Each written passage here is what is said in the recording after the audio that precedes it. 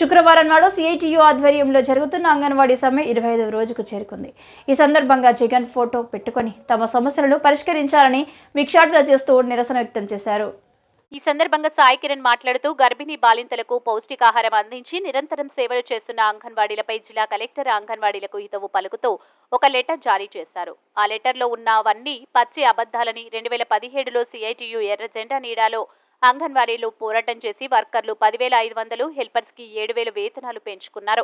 ఇప్పుడున్న జగన్ ప్రభుత్వం 2019లో అధికారంలోకి వచ్చిన తర్వాత 1,000 రూపాయలు మాత్రమే పెంచింది. మొత్తం మేమే పెంచామని సిగ్గు లేకుండా డప్పు కొట్టుకుంటుందని అన్నారు.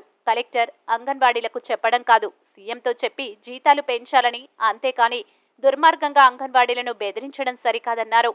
ఈ కార్యక్రమంలో సిపిఎం మండల కార్యదర్శి ఎర్రంశెట్టి నాగేంద్రరావు, అంగన్వాడీ యూనియన్ తదితరులు పాల్గొన్నారు.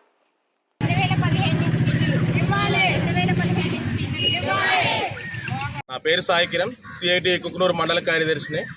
ఈరోజు అంగన్వాడీ సమస్యలు పరిష్కరించాలని చెప్పేసి జగన్మోహన్ రెడ్డి గారిని కనీస వేతనాలు ఇవ్వాలని, సుప్రీంకోర్టు తీర్పు ప్రకారం గ్రాట్యుటీ ఇవ్వాలని, ఆయన ఏదైతే ప్రతిపక్షంలో ఉన్నప్పుడు తెలంగాణ కన్నా అదనంగా వేతనం ఏదైతే ఇస్తానన్నారో ఆ వేతనం ఇవ్వాలని చెప్పేసి ఈరోజు జగన్మోహన్ రెడ్డి గారిని అడుగుతూ నిరసన వ్యక్తం చేయడం అనేది జరిగింది. ఈ రోజుకి అంగన్వాడీ సమస్యలు పరిష్కరించాలని చెప్పేసి చేస్తున్నటువంటి సమ్మె ఈరోజు 24వ రోజుకి చేరుకుంది. 24 రోజులు చేరుకున్నప్పుడు కూడా ప్రభుత్వం చాలా దుర్మార్గంగా అంగన్వాడీల పట్ల నిర్బంధాలు, అరెస్టులు చేస్తూ అంగన్వాడీ సమస్యలు పట్టించుకోకుండా చాలా పక్కదో పట్టిస్తూ చాలా ఇబ్బందులకు గురి చేస్తూ ఉంది.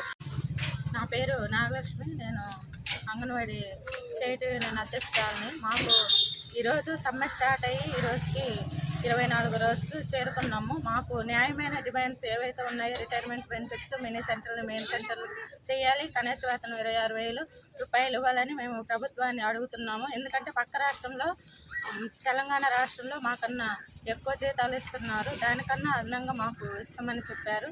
అవి మాకు జీతాలు ఇవ్వకపోవడం వల్ల మేము ఇలా రోడ్డు ఎక్కడం జరిగింది. రోడ్డుకు వచ్చి మేము సమ్మె చేస్తున్నాము. ఈ సమ్మెను మేము మా సమస్యల పరిష్కారం అయ్యేదాకా మేము ఇలాగే కొనసాగిస్తామని, ఇంకా ఉధృతంగా మేము ఈ సమ్మెని చేస్తామని హెచ్చరిస్తున్నాము.